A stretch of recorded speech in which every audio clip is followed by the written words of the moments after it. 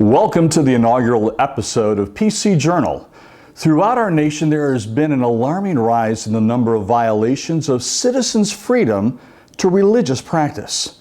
From county clerks in rural northeast Kentucky, to pastors in Houston, Texas, to high school football coaches near Seattle, Washington, all with one thing in common: living out their faith in their day-to-day lives have come under attack. There's a new organization that has come to life to assist people of faith practice their beliefs in what is becoming a more hostile environment. And in just a moment, you're going to get a chance to meet the founder of that organization. That's coming up here on PC Journal.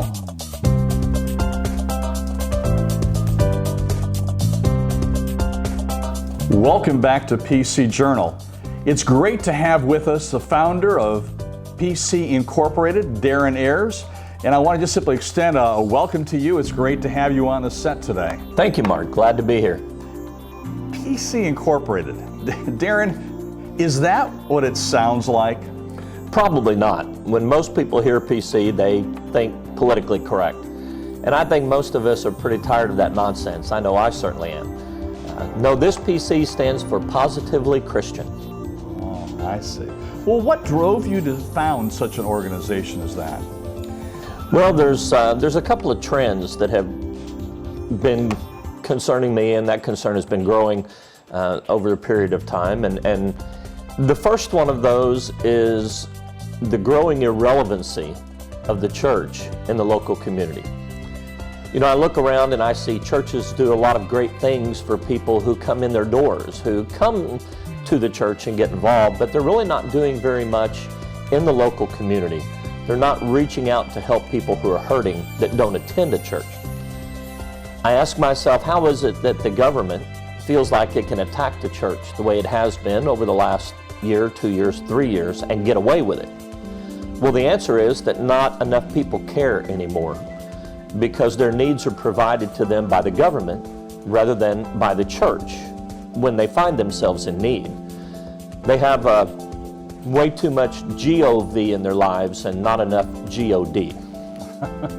I like that. Well, with this organization and the purpose that you've just announced here, who are you actually trying to reach with this group? We're reaching for the people who actually sit in the seats in the church building, sit in the pews, the people who are there. We want to reach the folks that have influence over their pastors, over their church staffs. Now, obviously, if we reach people who are sitting in the church seats, in the church pews, then they're going to have an impact with individuals in their community who don't attend churches. So we want that influence to carry over and overflow into that area. But we want to reach individuals out there and say, you as a Christian have a responsibility to be involved in your local community. Hopefully your church is organized in a way to help you make that happen. If it's not, then we want to give you tools to help get your church motivated to reach out, or identify other churches that are doing it, should you want to go affiliate with a church that's involved.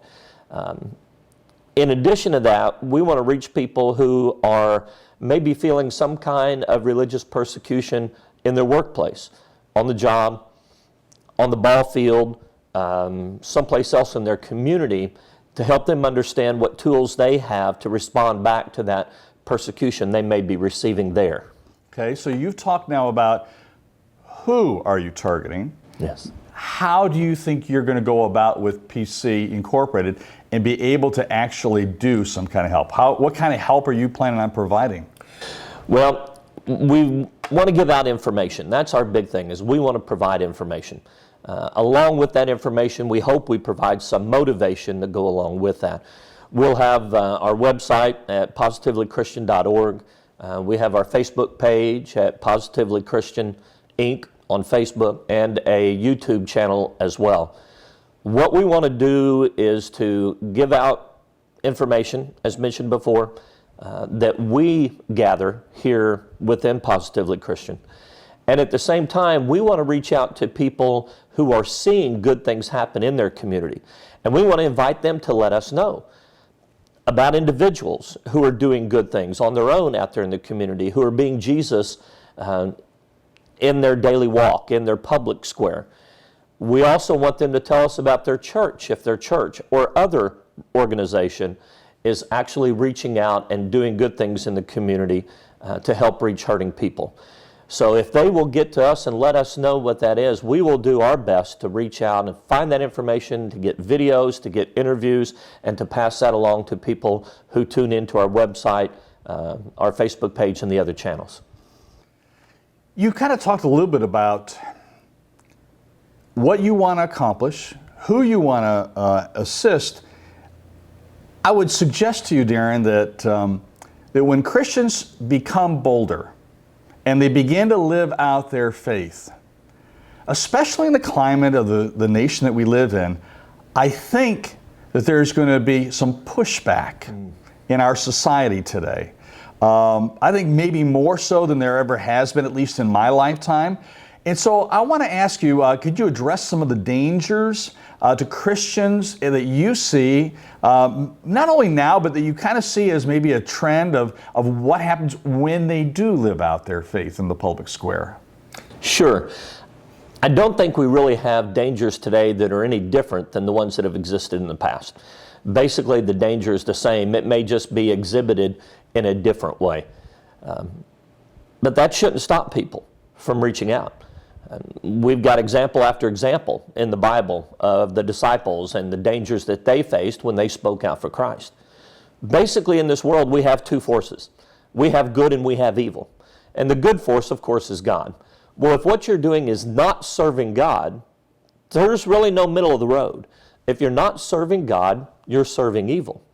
And that evil presence that we Christians understand as being Satan is always trying to attack the good that's going out there with God. So we wouldn't be we shouldn't be real surprised when we come under attack. In fact, if we're not coming under attack, then maybe we're not living our Christian lives the way we're supposed to. All right, so that brings us to another question then. I can suspect that you're going to have a lot of folks who are going to say, well, isn't it just enough for me to honor God in my life as I worship Him privately in my home, and as I get faithfully collected with other believers in Christ in my community in our house of worship? Isn't that enough? Well, that does seem to be a growing philosophy in the Christian community today. There's an awful lot of closet Christians that are out there. And my answer is no, that's not enough. We don't have a part-time God. We don't have a part-time salvation. We are Christians on a full-time basis. A lot of folks, I think, don't really understand that we are servants, that we have been bought with a price. That when Jesus gave His life on the cross, when He died to take away all of our sins, now we have a commitment to Him. We have an obligation to live out our Christian lives, not only at church, not only at home, but to be that influence in the public square, to reach out into our community.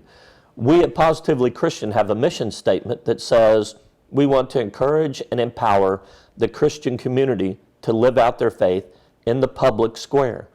Public square is a real important part of that. Let me, if I can, move us to a different direction. Does PC Incorporated, since you're making a play on the idea of politically correct and now it's positively Christian, but there's an awful lot of folks in the Christian circles, on kind of, if you will, on the left and on the right, that adhere to one party or another. So let me ask you, is politically correct, or I should say, positively Christian, isn't that something that might be affiliated with a particular political group or some kind of a faction or a political movement within our country? Well, the short answer is no. We are affiliated and we promote God and what He stands for, and not any particular party. Certainly there's enough problems on both sides. I have been, and I do, affiliate with the Republican Party because I believe they are the closest, although they may be a long ways away, from representing the Christian point of view in the public square from a political aspect. My concern is with a lot of people, especially Christians and Christian leaders, who feel like it's the good thing for them to be independent politically and to not register with one party or the other. I caution them and say the problem with that is they then take away their opportunity to influence in the political primaries who the best candidate will be when it comes to the general election. Find a party that's closest to your affiliation, whether it's a Democrat Party or a Republican Party. Go into that, register as a member of that party, and in the primary, find the candidate that most represents your Christian faith, and make sure they are the ones that get elected to represent the party in the general election. I find church leaders that very often fail to lead in this area. They think they're doing a good thing by staying independent. They think their congregation wants that. I say, you are a shepherd. Lead your flock. Very nice. Doing what you said you want to do through Positively Christian cannot possibly a cheap thing to do. No. I mean, to reach even a community effectively, let alone trying to do that across a large metropolitan area, a state, and even have inroads nationwide, as I know Positively Christian desires to do, requires a great amount of resources. And I wonder, do you have some fat cat corporate sponsors, or do you have a sugar daddy that just simply drops tons of money into the organization? How do you fund all the things you want to do? No, we don't have any of those things. I won't say I'm necessarily opposed to it. If somebody wants to come up and write a fat check, I'm okay with that. Might be a little discriminating on who that person might be, but no. Bottom line is we're brand new. We've started on a shoestring. We have great vision for reaching out and growing the activity of Christians in their community.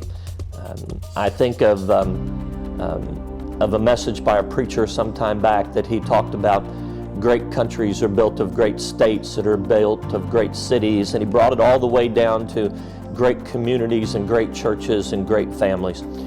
We're starting right now in that great family and that great community, and if it spreads beyond that, praise God. Obviously, we're not going to be able to do that on that shoestring that we've started. So we want to invite people to come to our website, check out what we're doing, go to our Facebook page. The Facebook page will connect you to the website, positivelychristian.org. A shortcut, IMPC.org. Go there and find that donate button and commit to $15, $25, $100 a month, or a one-time donation. We use a company for our online donations that specializes in not-for-profits, and they do it very, very well. It's as secure as it can be for you to put in your credit card. We welcome the one-time donations. We welcome anything along that line. But we'd really like to see the ongoing monthly donations, because it helps us to then plan 3 months, 6 months, 1 year down the road. We know what our finances are, what's coming in, and we'll know what we can reach out and do at that point. So we invite people certainly to pray for us. And when you're praying, ask God how much He would have you donate in the way of actual dollars, because we'll need some of that to grow this ministry and to move it forward. Now, as you network with individuals, network with groups of Christians, and hopefully with churches as well, I just want to get an idea, if I could, from you, Darren. When you do all of that, there are other organizations, both in our state that we're in currently, as well as in other places around the nation, that do some things similar to what you've already outlined. So if somebody comes to a Positively Christian event, like I know you've got one coming up in a little over a week, and you're doing some other networking with Christians, and people come up to you and say, well, you sound like you're kind of like this, or you sound like you're kind of like that. Could you give our audience an idea of what distinguishes Positively Christian, perhaps from some of the other organizations that have similar themes in their organization? Well, We really want to kind of keep it down to the basics. There are a lot of other organizations. This idea first began in my mind maybe close to 4 years ago, and it's just kind of been incubating during that time. And multiple times I've asked myself the same question: why do we need another organization? Well, when I look around us, what I see is that our mission, getting people to live out their faith in the public square, hasn't been happening. So obviously these other organizations have not been successful, at least to the extent that we think they could be and that they need to be. So we said, okay, we're going to try to get our little piece of the pie and try to reach people that maybe aren't tuning in to the American Family Association or the Florida Family Policy Council or these other organizations, great organizations that are out there. We want to try to keep it real basic and not necessarily have agendas beyond what the Bible tells us to do. Back a few years ago, I campaigned for a position in the United States Congress. Ran in the Republican primary against a 40-year incumbent. I got sent a lot of voting guide questionnaires. What I noticed in several of these questionnaires from wonderful Christian organizations was they had agendas. And they would twist their questions around a little bit to where you were intimidated into answering the question the way they wanted you to. And that bothered me. I won't name any of the organizations. But let me grab a real quick example. Positively Christian would ask a candidate, are you against abortion? Would you like to see abortion made as infrequent as possible, preferably to where there are no abortions at all? A yes or no. Where another organization might say, as to a candidate, would you support a constitutional amendment to eliminate abortion? That to me is kind of twisting things to get you to support a push for a constitutional amendment. I don't think that's necessary, the constitutional amendment. Whether I do or not, it doesn't really answer the question.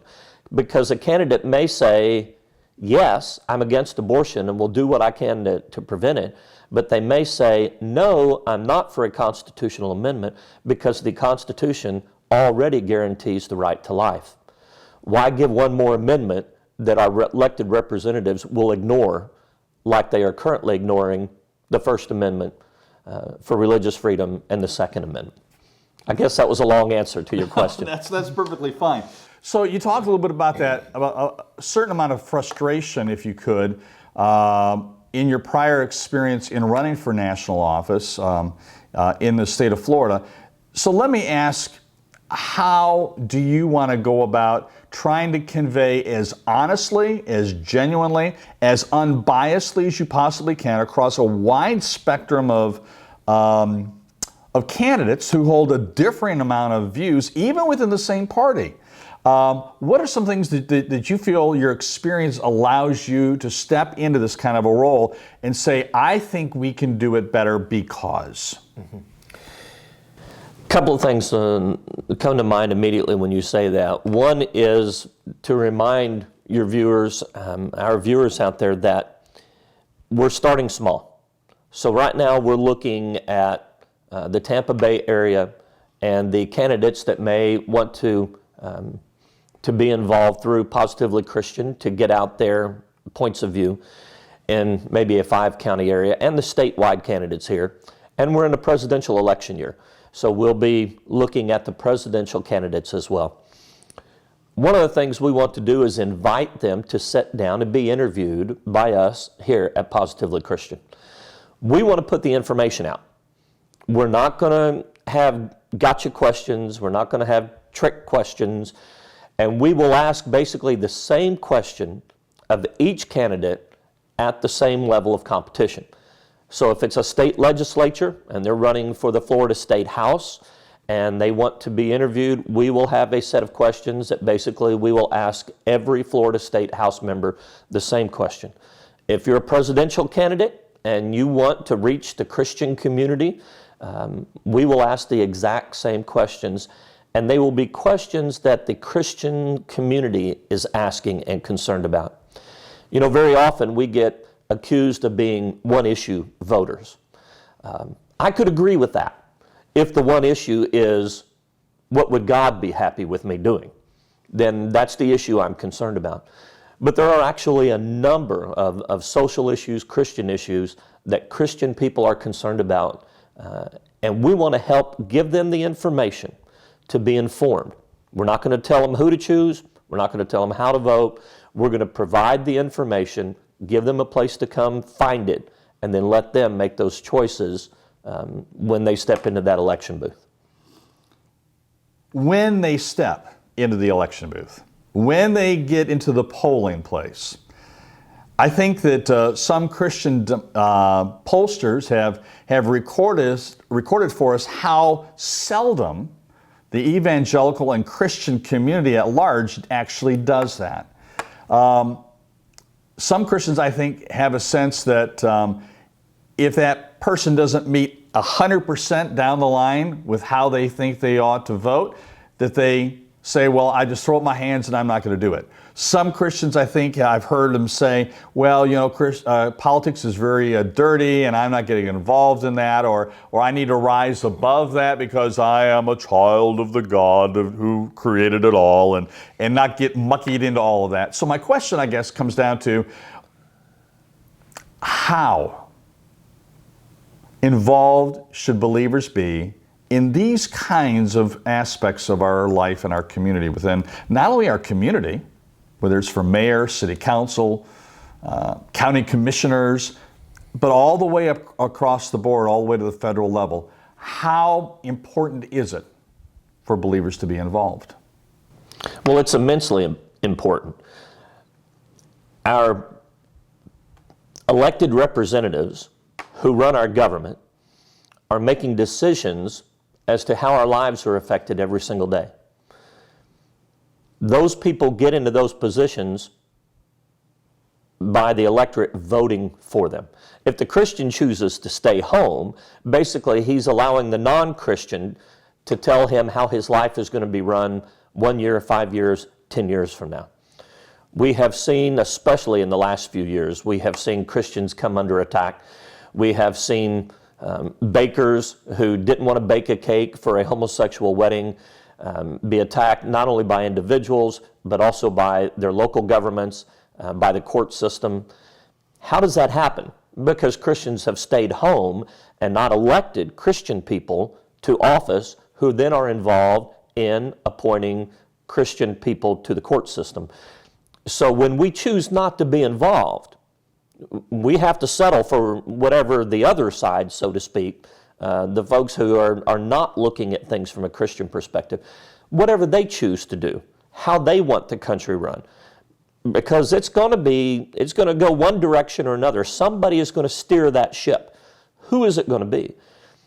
Right now, we're in a battle in this nation for who is going to determine the moral code for our nation. For hundreds of years, the moral code has been determined by what the Bible has to say, what God had to say through His Word.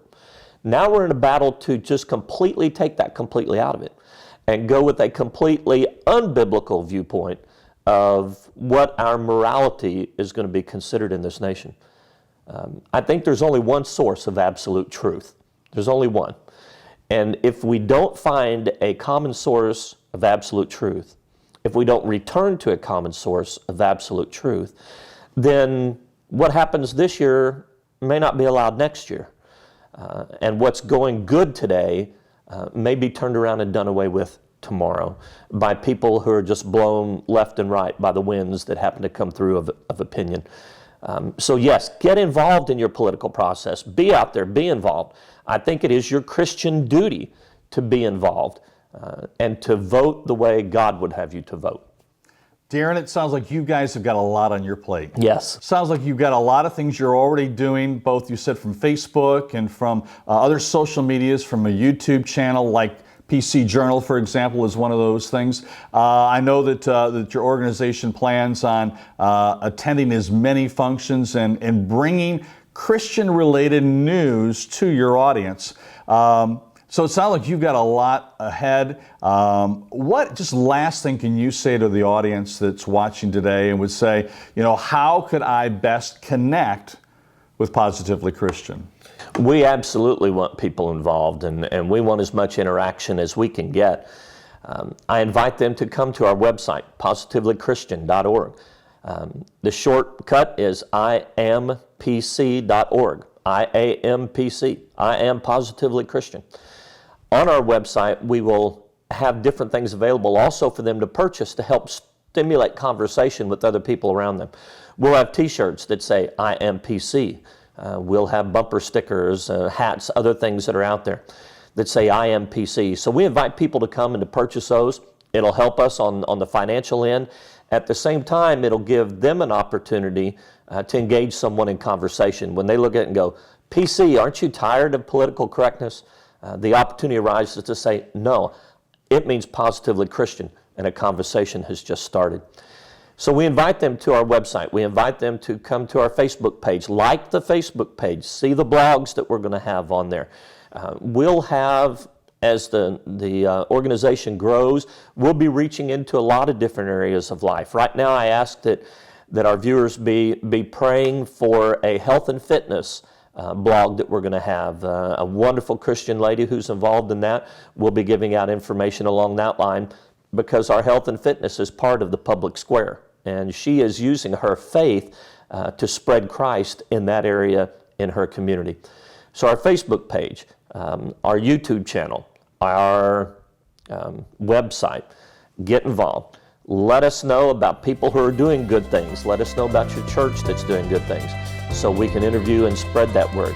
At the same time, if your church, if your organization, if your community is having an event that you think it would be wonderful for us to set up a booth to promote Positively Christian and to encourage people who are Christians to get more active in the public square with their faith, let us know about that event.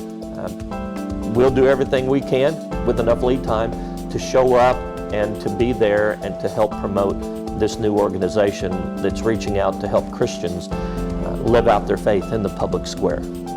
Darren, I appreciate so much you coming and giving an idea to the people that are watching today exactly what Positively Christian can be about. And it doesn't have to be politically correct. That's right. And so this is Mark Warren with Darren Ayres here from Positively Christian. We'll see you next time.